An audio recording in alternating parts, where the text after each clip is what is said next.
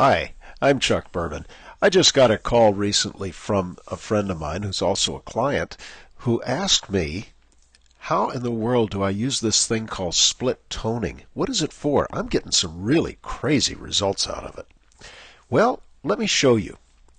I'm here in the bridge, and by the way, I'm going to show you how to do this in Photoshop, and then I'm going to show you how to do it in Lightroom.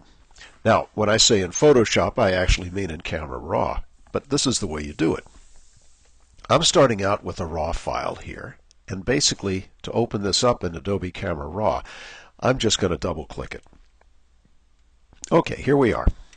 We're in Camera Raw, and now I can go in and I can tweak the exposure and the clarity and the vibrance and everything that I would normally work with. But what I'm interested in doing here is going over to the 5th icon, or the fifth area here, into split toning.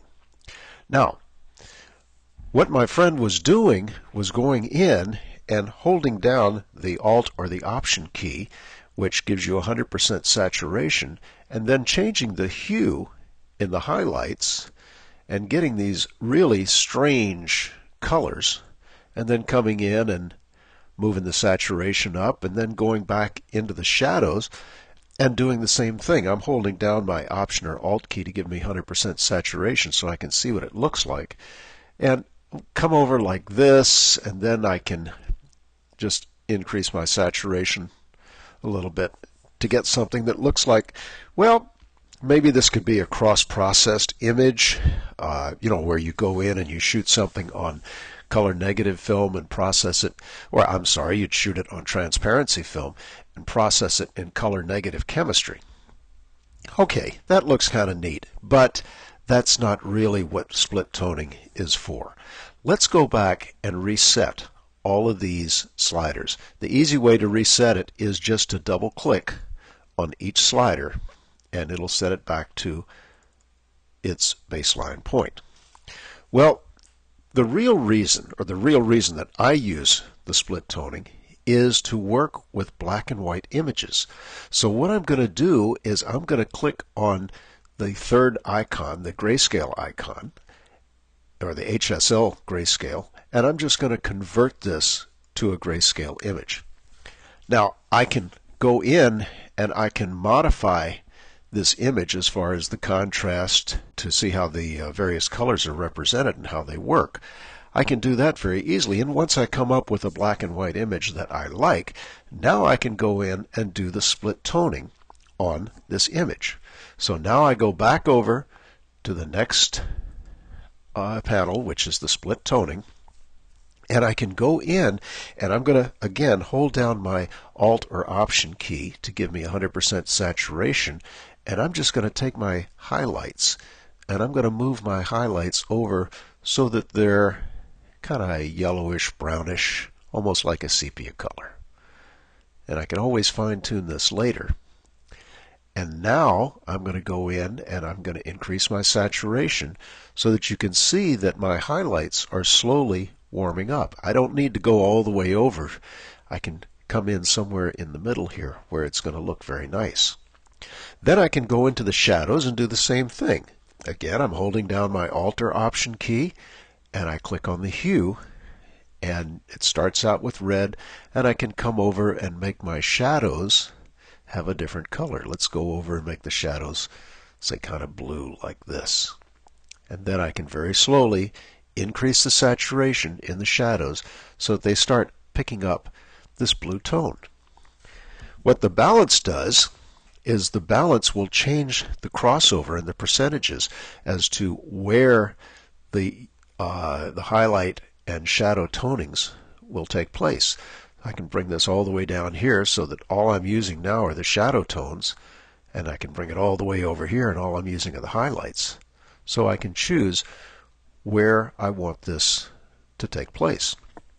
Now, sometimes I might want to do something where I use the same color in both the highlights and in the shadows. Let's bring the shadow back over here to 54, which is the number that I'm coming in for the highlights. There we go. So the hue is at 54 on both the highlights and the shadows. And now what I can do is I can cut back on the saturation of the highlights, and I can increase the saturation in the shadows with the same color. And again, I can change my balance to give me something that I really like. Okay, now all I have to do is open this in Photoshop, and I can continue to work on it. Now let me show you what I'm going to do here. This is going to be a little different workflow for some of you. Notice down here, rather than open image, it says open object. That's because what I've done here is I just clicked on the lined item down here at the bottom, which allows me to open in Photoshop as a smart object. So that's what I'm going to do. I'm going to open this as a smart object. Now, if on the other hand, I don't want to open it up as a smart object, all I do is hold my Shift key down, and you can see that it changes to open image. But I'm going to open it as an object, and I'll show you why. Let's open this in Photoshop now. And I'm using Photoshop CS5, and here we are. Let's just take this and move this around a little bit so that it can be a little bit clearer, a little bit cleaner here. There we go. And I'm just going to make it a little bit smaller. Okay. If I'm in Photoshop now and I want to change what that black and white image looks like with the toning in it, let's say that I've decided I want to change the toning in the shadows again. All I have to do is go and click on the icon here for the smart object. And when I do that, if I double click there, all of a sudden it opens back up in Camera Raw, and I can non-destructively go in and change this image. I can make my blacks a little deeper. I can open up the shadows a little bit. I can increase my clarity. I can go over here to my split toning, and let's just say that I wanted my shadows to be a little on the blue side again. So I can come in like this, I can change the saturation like that, and when I click OK,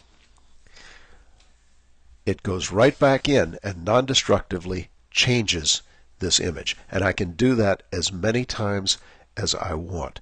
And this is what a smart object does for me. But basically what I'm showing you here is what the split toning looks like. Okay, now, I told you this also works in Lightroom. Well, let me show you how that works. I'm just going to bring Lightroom up here. There we go. And this is a different image. And what I'm going to do is I'm going to do the split toning here. But before I do, I'm going to go in and I'm going to right click on this icon of the image that I'm going to work on, and I'm going to create a virtual copy. What a virtual copy is, it's just a duplicate image that I can work on independently of my original image. So now I'm going to come over, I'm in my develop module here. I'm going to come over here to my HSL color and black and white. I'm going to click on black and white, and now, just as I did before, I can go in and I can modify my black and white image, making some areas lighter or darker, but again, I'm not going to be going into that on this particular tutorial. Now I go down to my split toning, and you can see that I have the same sliders that I had in Camera Raw. And one of the best reasons is that Camera Raw and Lightroom use the same engine to drive them. So now I'm going to hold down my Alt or Option key, and I'm going to click on the hue saturation, or I'm sorry, on the hue of the highlights. I'm going to bring that over to, well, let's take that to about 56. Basically because I used 54 before, and I know that that's a color that I like. And I can just come in and I can bring in some of the highlights, and now I go to the shadows, holding down my Alt or Option key. Let's come over to the blue for the shadow, like that. And now I can just increase my shadows here, and there I go. There's my split tone. I can come in now, change my balance if I want, so that the blues are more dominant, or the yellows are more dominant, or just leave it right in the middle. So that's how to do a split tone, both in Photoshop Camera Raw and in Lightroom.